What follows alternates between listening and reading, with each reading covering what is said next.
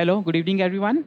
Welcome to the news today edition of 18th of July, wherein we try and make all important news for the day, which are important for the examination in the most simplest format for you guys to understand. So let's look at the important news of the day, which we are going to cover. Firstly, there has been a release of Global Wetland Outlook report of 2025.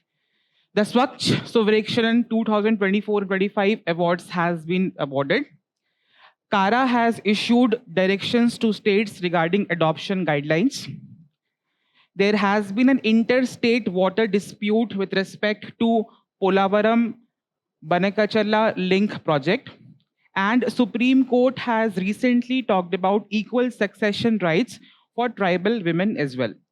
We are also going to cover place in news, that is Bolivia, along with the quick updates for the day. So the first news of the day, recently Global Wetland Outlook report has been released of 2025. Again, very important topic for the examination. Environment, we have read about the importance of wetland in environment, what kind of benefits they provide. So recently this report has been released by the Secretariat of Ramsar Convention, right? And the theme, of course, is wetlands, which are very vital, vanishing, as well as a valuable asset. So again, very important facts to be remembered here, because these are the areas where again UPSC asks questions. They will give you the report name and they'll ask you in the prelims examination, which body has released this particular report? What was the theme? So these are some prelims-based facts you need to remember. Then quickly look at what exactly are wetlands. So wetlands basically are what? Lands which are technically wet, as simple as that, right? So they are water-rich lands, and which water bodies or wetlands are classified under wetlands. Example, swamps, marshes, lakes, mangroves, estuaries, and many others, right? So in terms of its importance, wetlands are covering 6% of Earth's surface, right? And they provide benefit of up to $39 trillion every year. Which, and again, if you sum it down, it is somewhere around 7.5% of global GDP. That is again emphasizing the importance of wetlands in the environment and in the whole idea of Earth as an ecosystem, right? So what are the benefits? They purify the water. Again, as we have, our body has kidney, and again they do the task of purification of blood. In a similar manner, wetlands are basically called as kidneys of Earth. They help greatly in terms of purification of water. Then in terms of, they are a good source of carbon storage, because what we have seen, global greenhouse emissions has been on a rising trend, and these wetlands are a good source of carbon storage as well. Then again, very briefly and very logically, as these wetlands are preventing the coastlines from storms, floods, many of the situations, right? And they support in terms of day-to-day activities, in terms of farming, fishing, and the idea of food security. So these are the few data regarding wetlands. I'll tell you how they work. So of course, imagine if this brown area is a wetland, where again, what is happening? There is saturated peat that is storing water, right? So that is the land is there, but again, it is wet. So with this wetland, how water are coming? Through groundwater sources. Through, again, what is happening through is, because here what we have is different kind of bacterias. Bacterias are helping in terms of providing critical wildlife habitat over there, right? The contaminants and sediments, once water is entering the wetland, with the sedimentation process, the water is automatically getting filtered. And once the water is coming out of this wetland, you are getting a purified water. That is how purification happens with respect to wetland, right? And maybe they provide a very critical wildlife habitat for some kind of organisms in the ecosystem, right? So this is how exactly the wetland works. So we have divided the services which are provided by wetlands in two categories. Number one is the provisioning services, and the other is regulating services. Sir, what are provisioning services? The wetlands, how directly they support different kind of services in the in the whole idea of ecosystem, right? First, they provide food in terms of fishes, a lot of activities, followed by they give us purified water, right? They help in purification of water. They are a good source of certain raw materials which are only found in the wetland areas. They are also containing a lot of genetic resources. And again, of course, they have a very ornamental resources in terms of they look very beautiful. Sometimes they are maybe areas where again birds come and again they in the whole migratory process they come and stay over there. So that is how these are the some provisioning services with respect to wetland. Indirectly, that we call as the regulating services, wetlands helps in air quality regulation, right? As discussed, they are a good source of what we call as carbon storage. Again, automatically you can understand it how it is regulating air quality, right? In terms of waste treatment, filtration process, in terms of climate regulation, in terms of erosion prevention, moderation of extreme events, in events of, let's say, extreme floods, drought, they are helping in terms of moderating the extreme events associated with this natural phenomena, right? Then it is also helping in terms of biological control. It is also regulating what we call as the water flow. So these are the few important services which wetland provide to the entire ecosystem or the ecology of earth. Then next, so this report has been released by a Secretariat of Ramsar Convention, right? So again, what exactly is Ramsar Convention? Very important fact for your prelims examination. So this convention was signed in the year 1971, but it actually came into force in the year 1975, right? And India as a country joined this convention in the year 1982. Very important fact for prelims examination, right? Again, it is an intergovernmental treaty under the UNESCO, right? And again, of course, the goal is very clear. We are going to use wetland in a very wise manner, right? And without, of course, destroying them. And of course, today, approximately 2,500 plus sites are protected under the Ramsar Wetlands Convention. Then, in India, currently, again, important fact for prelims examination, right? So, India signed, of course, in the year 1982. Currently, we have 91 Ramsar sites in India. Again, why I'm telling important, many times new sites are getting included, right? So all the important sites which are getting included in the Ramsar list, very important facts for your prelims examination. Now, one important record, which is Montreux's record. All of you must have read it. What exactly is Montreux's record? Out of all wetlands which are there under Ramsar Convention, there are some wetlands which require special kind of support. Why? Because they have a special ecological character. Again, which are very likely to have maybe degraded due to technological developments, pollution, or other human interference. Important fact, in India, there are two wetlands which are under the Montreux's record. That is the Keolado National Park, which is in Rajasthan, and the Loktak Lake, which is in Manipur. Earlier, Chilika Lake was also there, but again, it has been removed due to the how it benefit, how maybe rationally we have managed that particular wetland. Then we talk about, let's say, what exactly this report has highlighted to us. This report has told that in entirety, right, we have a shrinking wetland in the whole ecosystem of Earth, where again 22% of the all wetlands have disappeared since 1970. And of course, again, they are called as the kidneys of Earth. So you understand its importance. And again, how this shrinking is a very important indication of that, how important it is to conserve them in order to maintain the ecological balance of Earth. Then it is also observed in this particular report that the low-income countries suffer more. Technically, very logical. No money, right? And how maybe specifically countries like Africa, where again the wetlands are in a very worse condition, right?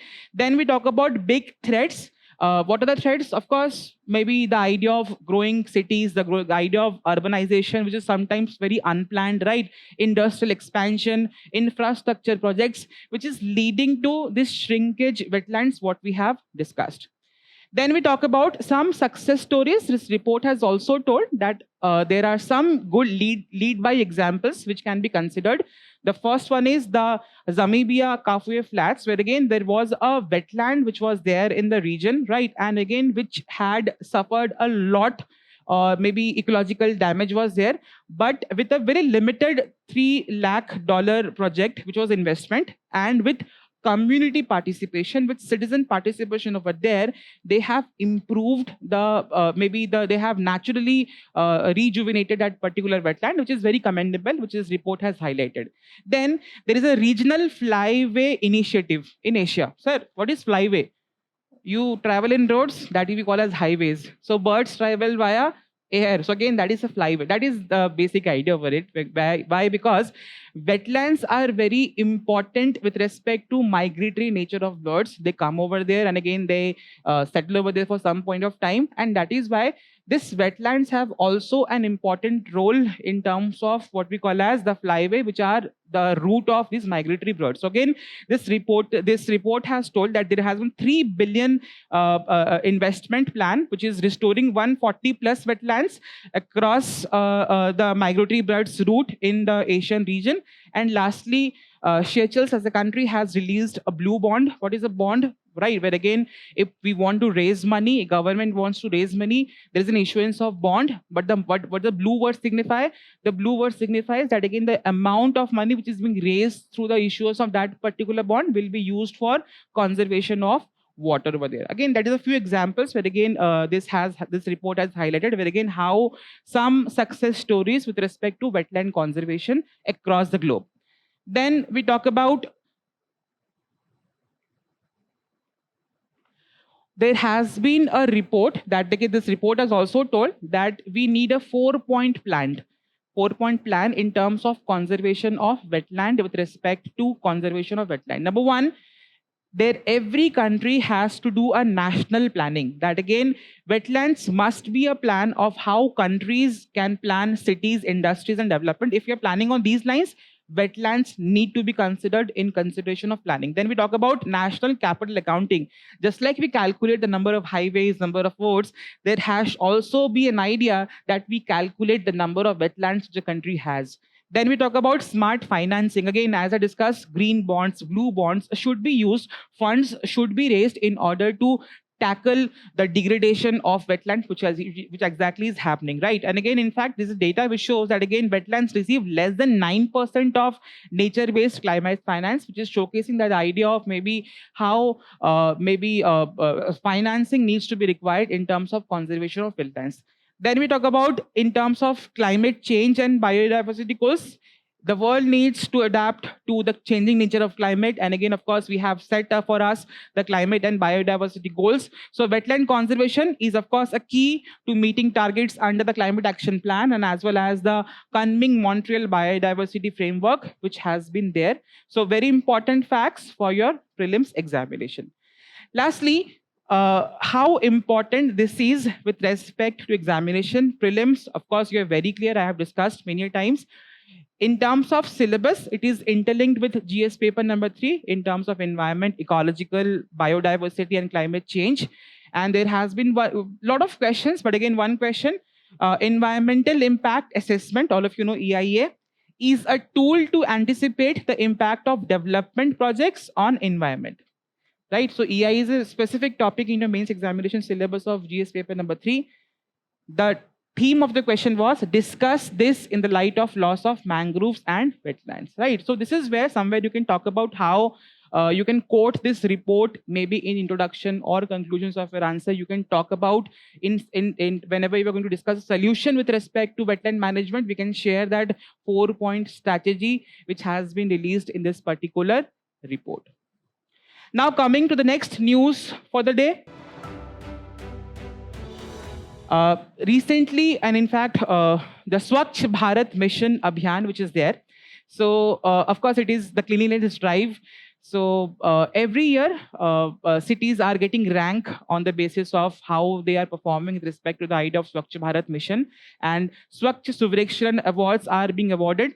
But this time there has been a slight change in terms of how the awards are being awarded, right? So it is just like a report card which we get after the examination of one complete year, which showcases our performance. And this is where this whole award comes into picture.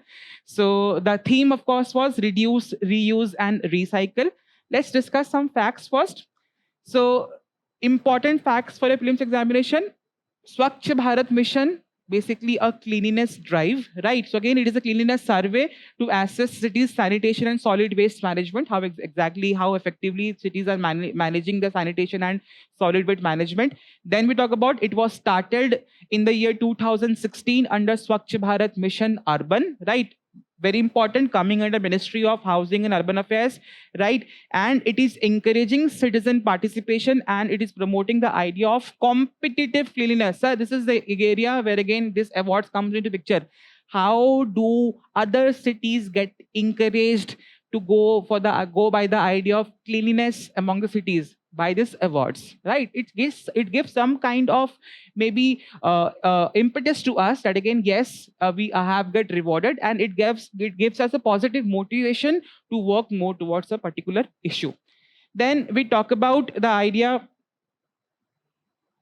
that the theme of this year was reduce, reuse, and recycle. That is a basic idea with respect to waste management, reducing the waste generation, right? And reusing the materials, right? And lastly, recycling it in efficient manner. That is the idea. Again, all of you, irrespective of whether you're preparing for examination or not, in order to become a good citizen, in order to clean the cities, we need to incorporate these three things very implicitly and implicitly in our day-to-day lifestyle. So there has been a slight change with respect to the awards, which was earlier awarded under this particular model, right? So earlier it was every city were getting ranked on the basis of the Swachh Bharat, again the cleanliness drive, and of course on the basis of data which were collected. But this time it was seen that again cities were not getting ranked on the basis of population, right? So this time what they have done, they have grouped the entire cities and country based on population, right? So again, on these 5 categories: million plus, big cities, medium cities, small cities, and very small cities, based on the population data, right? So awards in this year, total number of 78 awards has been provided under the Swachh Bharat Survekshan award, right? So basically, there has been, in fact, if we talk about Swachh Bharat city, one city which should automatically comes to your mind, and again, and the city which has been performing round by every year is Indore, Surat, right? So this year, instead of giving them the highest rank, what they have done, they have given, because sometime if some cities performing every year, they are doing well, so some more positive upliftment has to be given in order to achieve more, right? So strive more. That is why these 3 cities, that is Indore, Surat, and Navi Mumbai, has been given some kind of an elite status, that is called as the Super Swachh League cities, which is a new category under this whole awards mechanism, right? And the top 3 cities on the basis of population in which the cities are divided, Ahmedabad, Bhopal, and Lucknow has emerged as the top Swachh shahars. Then award has also been awarded on few other categories. Number 1, special awards are being given to cities on the basis of special groups. Number 1, Ganga towns. Some cities who are performing well on the idea of cleanliness, which are located on the banks of river Ganga, followed by some cantonment boards, which are of course military areas. Then Safai Mitra Suraksha, because it is very important, the people who are doing this cleanliness work, there has to be a safe environment. To some cities who are working in terms of creating a safe environment for the working of the people who are working in the cleanliness drive, that is in order to worker safety, award has been given to that cities as well, right? And of course Mahakumbh, which was there, where again it was a religious mass gathering. Approximately 66 crore people went there, and again we came with an idea of what we call a sustainable tourism. Waste management was very beautiful, and that is why award has been awarded in terms of Mahakumbh efforts, which was a very big religious gathering in India, right? So, and again, lastly, there has been new set of award, that is a promising clean cities. Again, state awards has been given, where again 34 cities across different states and UTs have gone the promising city titles as well. Then, how are cities getting score? Whether let's a basic fact key. The score is based on 2 parts. Number 1, the Swachh Survekshan is comprising of 80% of component, where again how exactly data are being given. It is not just like we are making report randomly. There is a proper data collection surveillance which is happening. That is how we are getting the data, and that is how awards are being given, right? So data are submitted by the cities. Now the data which are being submitted, the documents are getting checked, and field visits are being done for verifying the data, right? This is comprising of 80% of the score. 20% weightage is also given to the ODF plus and ODF plus plus 3. That is the whole idea of open defecation free status, right? And water plus states, where again water, wastewater treatment and reuse are getting encouraged. So based on these criteria, cities are getting score. Maybe they can ask you question on prelims on these basic facts as well. Then we talk about there are few new initiatives which has been launched under this whole new award. Number one, as we have given 78 awards to 78 top cities, so they have to lead by example. So there are many cities who have not performed well.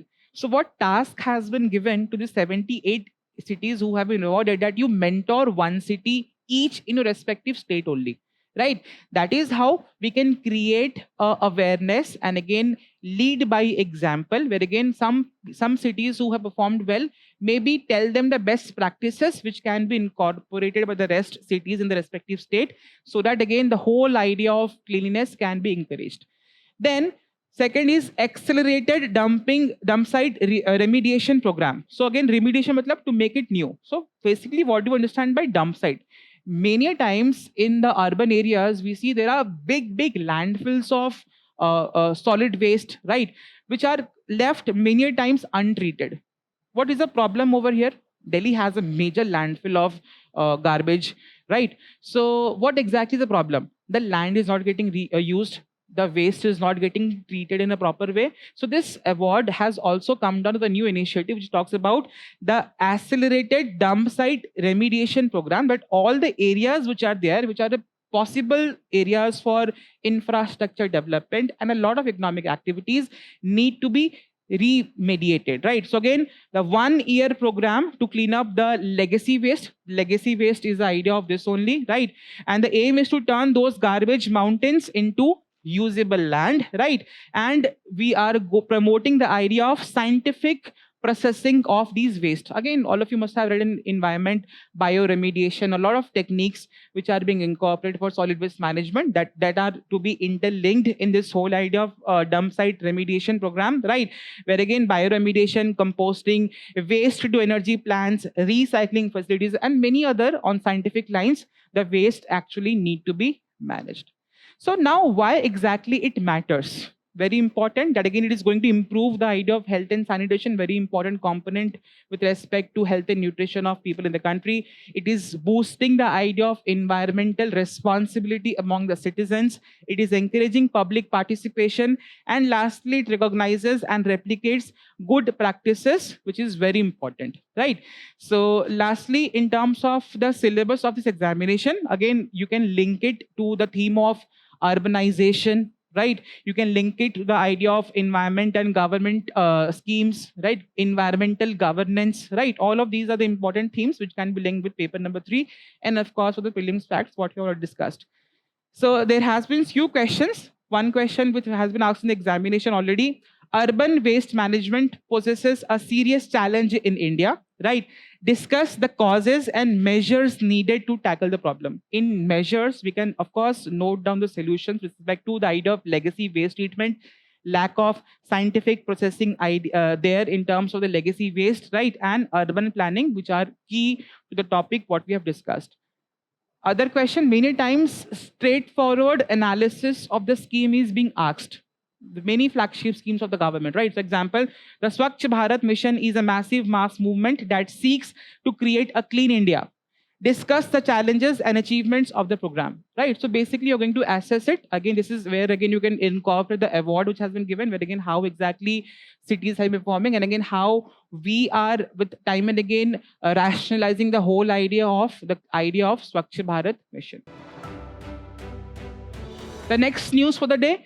Recently, CARA has issued directions to respective states to strengthen the counseling support at all stages of child adoption. Child adoption is a very sensitive issue. where again it requires a lot of emotional well-being of a particular person, and that is where trained psychiatrists are going to counsel persons. And again, this is where CARA has given a guidelines with respect to adoption rules in India. Let's see what exactly are the rules. CARA has basically issued directions to all the states and union territories to boost counseling support in the process of adoption. Number one, it is aimed to provide psychological support throughout the adoption life cycle. I'll discuss what exactly the life cycle means over here. Very important prelims fact, it comes under the Juvenile Justice Care and Protection Child of Children Act amendment of 2015, right? And again, which got amended in the year 2021, and adoption regulations of 2022. Very important facts of for your prelims examination. Then, what exactly is CARA? CARA basically stands for Central Adoption Resource Authority, which is a central agency with respect to adoption guidelines in India, right? It is a statutory body coming under Ministry of Women and Child Development. Very important fact for prelims examination. Many time institutions, bodies in news, they're asking in prelims examination directly a question, right? It regulates both adoption of children within the country, adoption of country outside the country. As in, if someone is adopting a child from a foreign country, that is also regulated by CARA, right? And the central authority for, again, we have an international convention on adoption, that is the Hague Convention, which has been ratified by India under 2003, which is regulating or coming under this CARA only. Important facts for your prelims examination.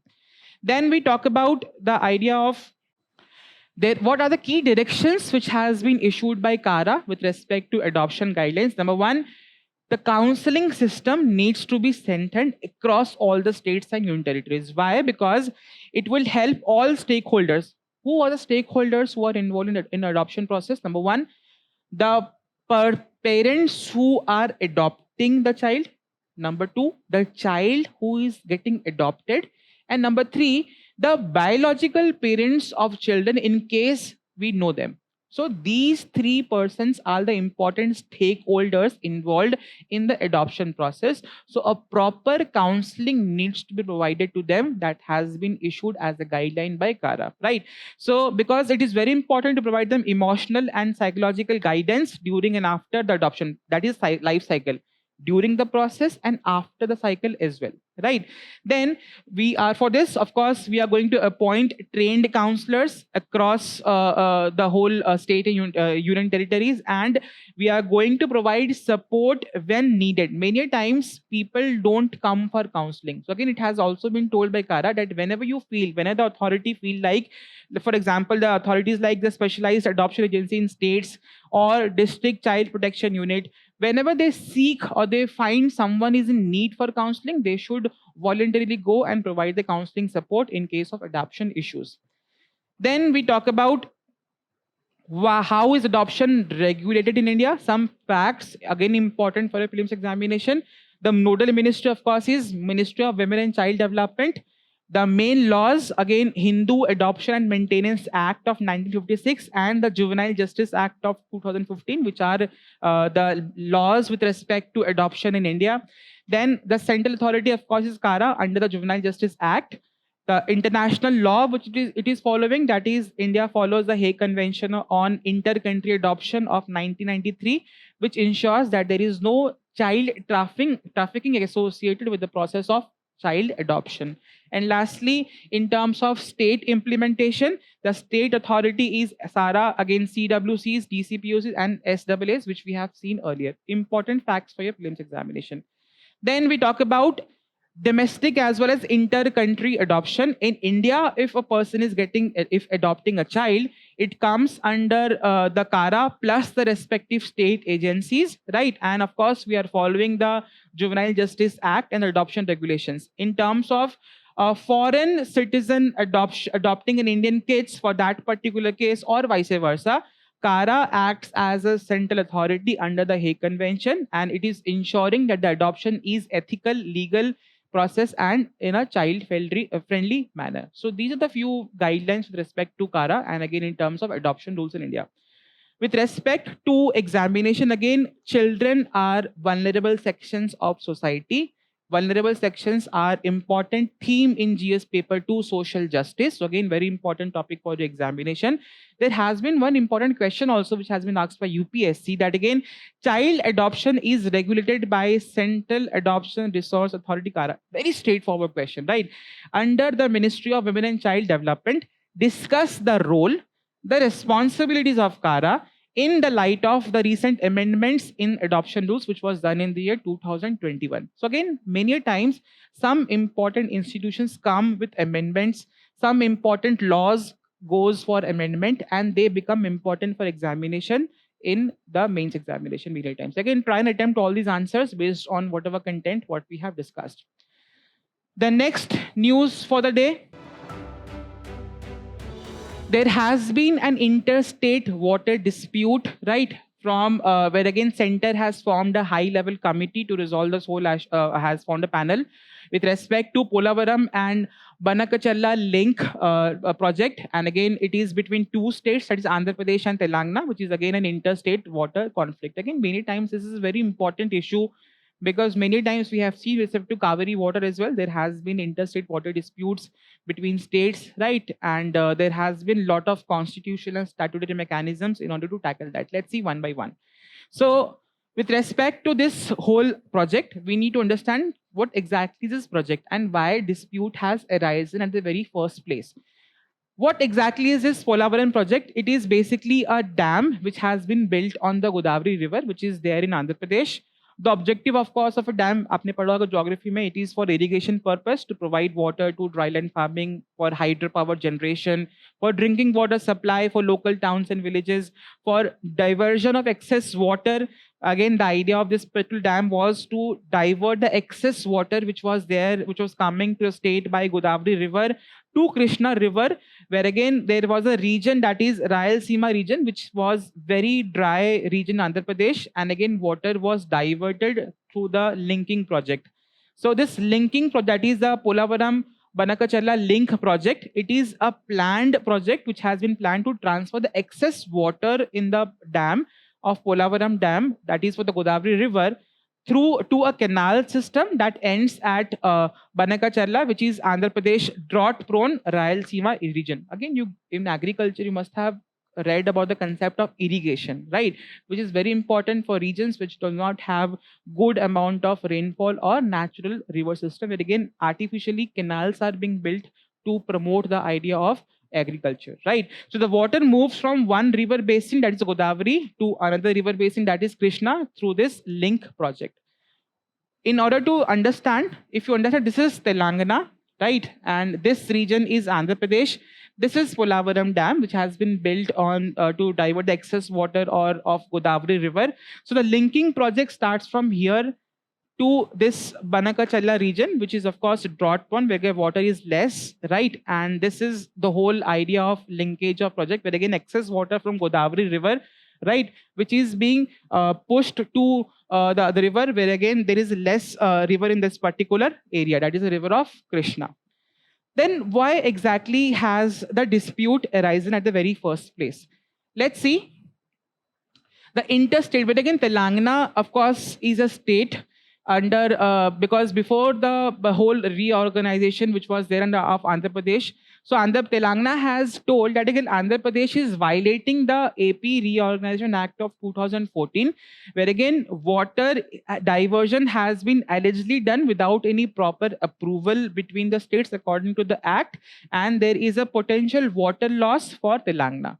That has been the dispute which Telangana has risen with respect to this interlinkage of project. Then, of course, center has intervened. A high-level committee, technical committee, has been formed to analyze the whole situation, where again both parties maybe reasoning would be discussed, and again if they would be checking if any agreement was being broken over there, and again a fair and legal and technical solution will be provided by the high level committee. Then we see the with respect to interstate water disputes, very important for your prelims examination as well as for mains examination. There are some statutory provisions and there are some constitutional provisions which govern interstate water disputes in India. With respect to interstate statutory provisions, we have Interstate Water Disputes Act of 1956, which allows the central government to set up a tribunal if two or more states are fighting over the river water. Right. So again, we have seen that for Kaveri water river issue dispute as well. Right. Then we have this tribunal decisions are legally binding. Very important fact. Right. And they are also, there is other statutory provision of River Boards Act of 1956, which allows center to set up river boards to manage and regulate river use across the states. This is something which still has not been, which is a very huge, great potential in terms of river management. But again, this act has not been used judiciously in India till now, right? With respect to constitutional provisions, again, Article 262 talks about Parliament can make laws for water dispute resolution mechanism. And again, Supreme Court has been barred to interfere in the matters of once a tribunal has provided a judgment with respect to a river dispute, right? And of course, it is the interstate water river comes under the union list subject entry number 56. Again, important facts for your prelims examination. Then, in terms of syllabus, again, paper number 2, the idea of federalism, the idea of center-state relations, where again we have learned many a times recently there have been a lot of issues with respect to the idea of federalism and center-state relations. It can be linked to that. Then in paper number 3, water resource management, again a topic which can be interlinked. A question, interlinking of rivers can provide a viable solution to multi-dimensional interrelated problems of drought, floods, and uninterrupted navigation. Critically examine. Right. So again, this, of course, the whole idea of this link project was to provide water to a region which was drought prone, which is very important. There has to be equitable distribution, and river does not understand political boundaries. Right. That has to be understood, and this is where, of course, is a very optimistic idea. Again, of course, the high-level committee is going to provide a very fair judgment to the whole idea. Lastly, Supreme Court recently has allowed tribal women equal succession rights as men. Right. So again, that has been a new Supreme Court judgment with respect to tribal women in India. Right. So what exactly and what was the need? So there was a case, that is Ram Charan versus Sukharam, which came before Supreme Court. And again, the issue was a tribal woman was denied inheritance rights. Again, inheritance means the rights, the property rights, which the women inherit from her parents, right? Because there was an old ritual or a tribal custom that says only men can inherit. I'll take you one moment for that. Only should understand the idea of uniform civil code, which has been enshrined under Article 44 of Indian Constitution. And again, the state should strive for having uniform civil code. We as citizens of the country, we are following one rule, that is the Constitution of India. And of course, all of us are being governed by one law, that is the Constitution. But when it comes to certain personal matters, for example, marriage, adoption, succession, inheritance, right, maintenance, there are different laws for different religion, and that makes the process a little bit complicated. And that is why Supreme Courts have intervened multiple times in order to provide or go by the idea of uniform civil code. But again, still we are striving as a country to achieve the idea of uniform civil code. So again, this is where this Supreme Court has tried to break down the old customary tradition, which was not fair in manner, and again has given a judgment or a reformative judgment for the idea of tribal inheritance rights of women in India. Then what exactly has happened? Let's see. So Supreme Court has said that again, denying tribal women inheritance rights just because a custom is unfair, right? And it violates few of the provisions of Constitution, very important. Article 14, you're not treating everyone equally. You're not treating a tribal women as equal to a tribal men. That is violation of a fundamental right. Again, violation of fundamental right of Article 15, that is, no person shall be discriminated only on the grounds of religion, race, caste, sex, place of birth, or any of them. You are discriminating on the basis of sex here. Again, a violation of fundamental right. There are few DPSPs which are also getting violated. For example, Article 38, which promotes the idea of social justice and eliminate inequality. Article 46, which is of course trying to promote the interest of weaker sections, specifically scheduled tribes. So all of these provisions are violated, which was observed by Supreme Court while giving the respective judgment, right? And the court has emphasized this fact that again, the Hindu Succession Act does not apply to scheduled tribes. It does not mean that tribal women should be automatically excluded from inheritance. मैंने बताया ना कि every religion has their own different inheritance rights, right? So just because Hindu Succession Act does not apply to the scheduled tribe women, that does not mean that they would not be giving, they would not exercise their inheritance rights over their parental properties. So how courts have arrived at this judgment? The courts have told that again, there is no valid and proven custom that bans women from inheriting the parental property, and courts apply justice, fairness, and good conscience instead of blindly following the old customs. So again, the court has referred these past two cases, that is Master Sargavangu versus Master Urchamahim, which gave inheritance to daughters in the name of equity in the year 2013. There was another case in 2024, that is the Tirith Kumar versus Daduram case, which upheld women inheritance rights even in tribal property. You can quote these cases in your answers. That, of course, is going to give you certain kind of an edge over the plain answer. That is how you can incorporate case laws in order to substantiate or validate your point, whatever you're referring to. Then, why exactly this is important? It, of course, the idea promoting the idea of gender justice, but again, women, even in tribal communities, now get equal right over the property. It moves away from the older cautious court approach, which used to avoid interfering in tribal customs, right? Many times we have seen why did not be implemented uniform civil code, because many times tribal people have their own customs and court did not wanted to interfere over there. But now with the idea of inequality coming into picture, court has been giving judgments on the basis of fairness, which is not abiding by the older customs, which are not fair and reasonable, right? And it sends a very strong message that equality is, of course, has a greater weightage with respect to outdated customs. So many times, sir, one important fact I'd like to ask you, there are some customs which are also followed like a law, right? So of course, yes, customs are laws too, but again, they are recognized as a source of law if, of course, the one condition that they should be fair and they should be reasonable in nature, right? And some customs, of course, we have seen, we had also customs like sati, we had customs like triple talaq, we had a customs like child marriage, which were old customs, but again, that has been that were very harmful and they were not morally accepted, and that is how they were struck down. And just like this was not a fair custom which has been struck down the Supreme Court in this particular judgment, right? So the constitution versus customs, of course, any day constitution is supreme. Anything which comes in way of constitution, constitutional supremacy is above everything. That is an example which has been put forward in this case as well, right? So it tells that if a custom violates equality, it cannot be allowed, no matter how old that particular custom is, right? So in terms of syllabus, again, women are vulnerable section of society.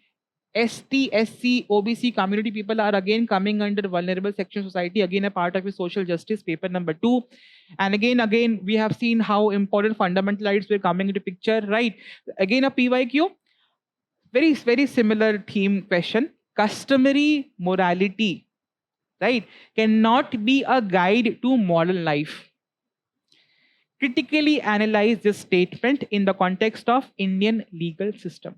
Right? How, of course, I am sure that again you must have convinced that again how this case is very much interlinked and can be used as an example, right, while writing answer to this particular question. Now moving on to the place in news. So recently, India has sent 3 lakh measles rubella vaccine doses, which has been there has been an outbreak of this particular disease in Bolivia that has made this place in news important. So again, it is a South American country, which is a landlocked country, right? And it is, of course, in the West Central South American region. You need to understand what are the important bordering countries, right? So again, in terms of northeast west direction, right? So again, Brazil, Peru, Chile, Paraguay, Argentina, right? So all of them, and some physical features, right? That again, Andes mountains again are passing through this, right? And again, Lake Titicaca, very very important, which is the world's highest navigable lake, right? So again, this is how some important place in news. Try and go and refer to your respective physical map of world, and locate important political as well as geographical features. Now moving on to the quick updates for the day. So the first news is National Financial Reporting Authority, right? So again, what exactly is authority? In India, we have a lot of companies functioning. All of companies need to showcase their finance, they prepare their financial reports. So this authority is basically a referee for entire financial working of all companies working in India, right? Because we have seen there have been many examples that again fraud cases. For example, Satyam was a company where again fraud case has happened, right? So this body is basically an authority which is guiding that again how exactly companies are going to make their financial reports, what kind of auditing standards they need to maintain, how audit has to be done. So why it is very important? Now tell me, of course these are private companies, but are they listed in Indian stock market? If the financial report is not reflecting the actual financial health of a company, is it not a violation of the investor trust over there? And that is why this particular body has been issuing guidelines with respect to what we call as financial reporting of private companies and all financial companies with respect to India. That is the basic news. Why it was in news? Because the new chairperson has been appointed by appointments committee for cabinet, because significance what we have discussed. Again, important fact for your prelims examination, because sometimes these bodies comes in news, right? And they become a question of your prelims examination. The next news of the day, Simbex 2025 India Singapore naval exercise. Again, very favorite area for UPSC. They have been asking questions on defense exercises.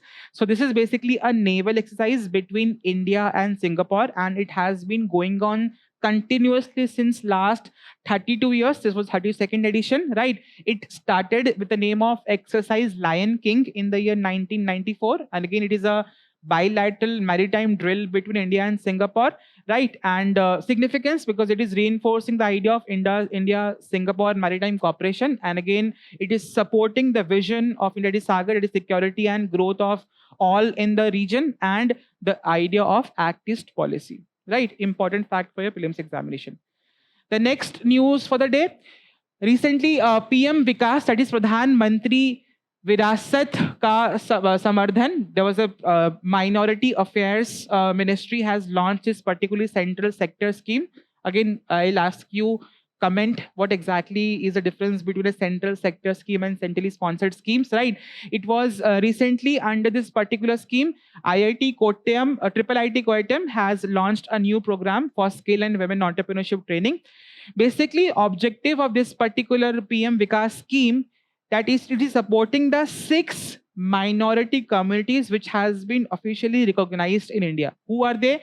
The Christians, Muslims, Sikhs, Buddhists, Jains, and Parsis, right? What is the idea? That skill development and entrepreneurship idea should be promoted.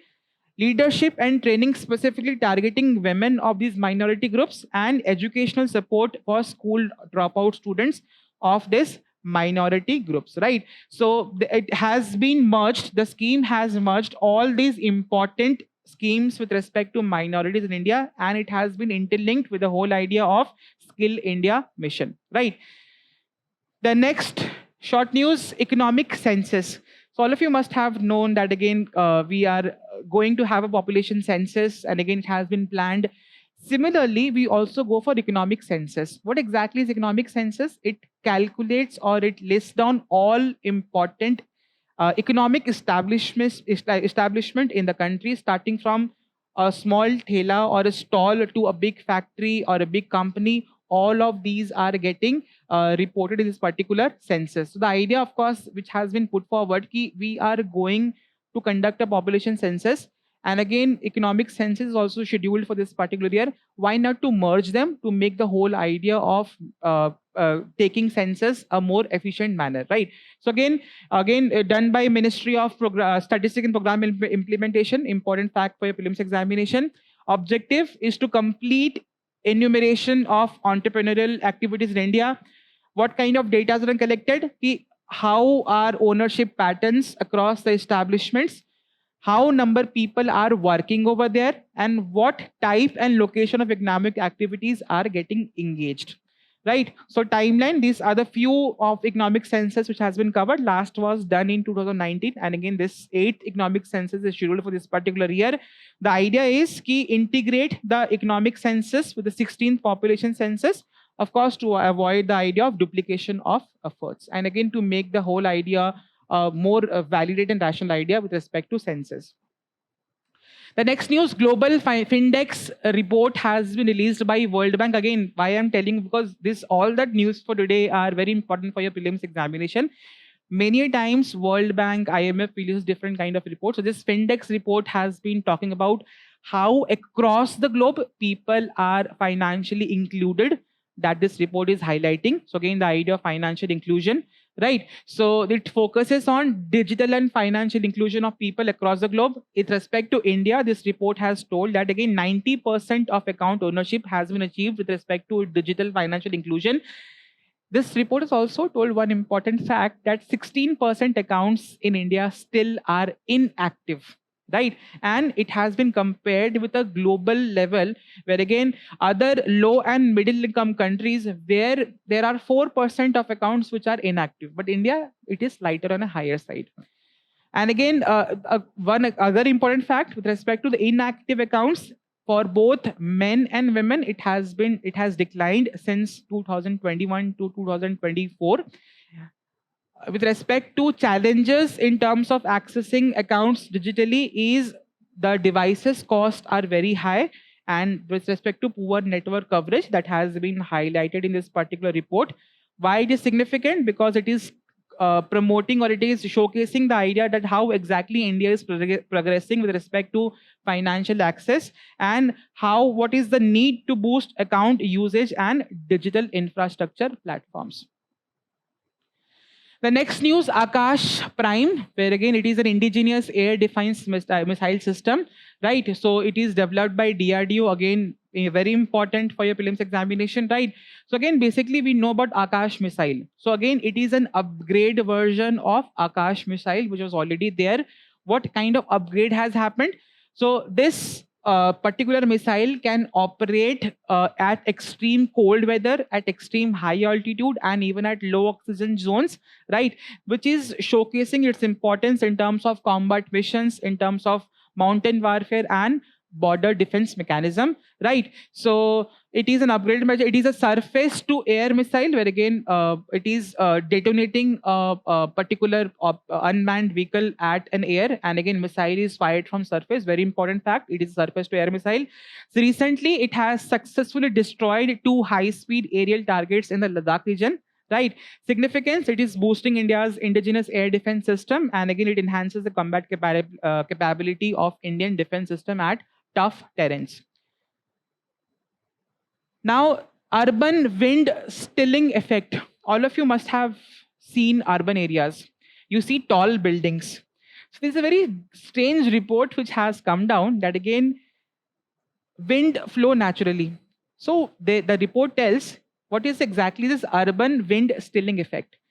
With tall buildings like this in urban areas, once wind enters this urban areas, it is getting the wind is getting distracted or refracted due to the whole tall buildings over there, and this has led to reduction of air pollution in the urban areas. That is that this report has highlighted, right? So this is basically telling that again, it is happening by urban structures by which are blocking the surface winds, and it is slowing down the long range transport of dust and pollutants coming down to the urban areas, and it acts like an invisible barrier for aerosols which are coming. What are aerosols? Basically tiny particles in air which can be natural, salt, dust, or maybe man-made, like example fog, smoke, right?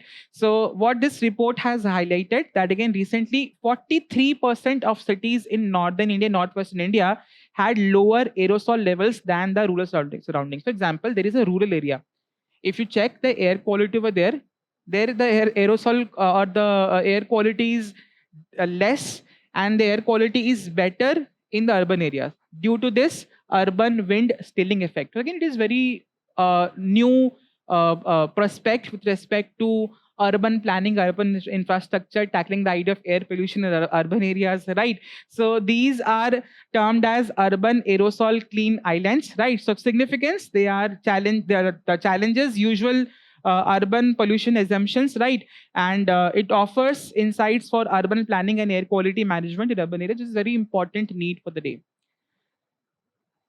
The last news, recently matter antimatter asymmetry was in news. Why? Because when Big Bang happened, the universe got developed, right? And 50% was matter, was supposed to be matter, and 50% was supposed to be antimatter. Matter basically comprises of electrons, protons. Antimatters comprise of, let's say, antiprotons, right? So what has this report what has been seen that again we have matter. What is matter? Whatever we see, any object, us, are basically matter. But antimatter is missing in context of the whole space region, right? So this report had this data shows that again when Big Bang happened, equal and matter and antimatter was supposed to be having. In today's universe, what do you find? Almost everything is matter and there is antimatter which are missing. So again, this imbalance is basically called as asymmetry. So there is a CP violation. What is CP violation? A charge parity scientific concept where again if you swap a particle with an antiparticle and reverse it, take a mirror image of it, that is parity. If there is an asymmetry which is the CP plus symmetry, so if there is a violation, which of course showcases that how matter have taken a upper stage over antimatter in the whole system. Again, why it is important? It is very important because CERN has observed that again CP violation in the baryons for the very first time, and it is a major step in solving the whole idea of matter antimatter mystery. So again, very technical, but again they can ask you question that again some time back matter antimatter symmetry was in use. It is related to which particular thing? You can talk about like how it is solving the matter antimatter symmetry in the whole space ecosystem, right? So now we are done with the news. You must be seeing few objective questions which should be coming up in your screen. As you have learned the topic, as you have read the topic from the documents, now it is your time to solve questions. Again, the questions are of objective nature, which is going to make you understand the topic and again make you give you an idea that how exactly prelims based questions could be framed from this particular topic and how effectively you are going to solve such question papers, right? Now lastly, Vision IS has come up with a very good initiative, which is a very one-stop solution for all current affairs issue with respect to digital current affairs platform of Vision IS, which is a one-stop solution for all current affairs problems. Go and access it, navigate the website, see what kind of services are being provided, use them to your best use, right? So till the time, all the very best, and thank you so much.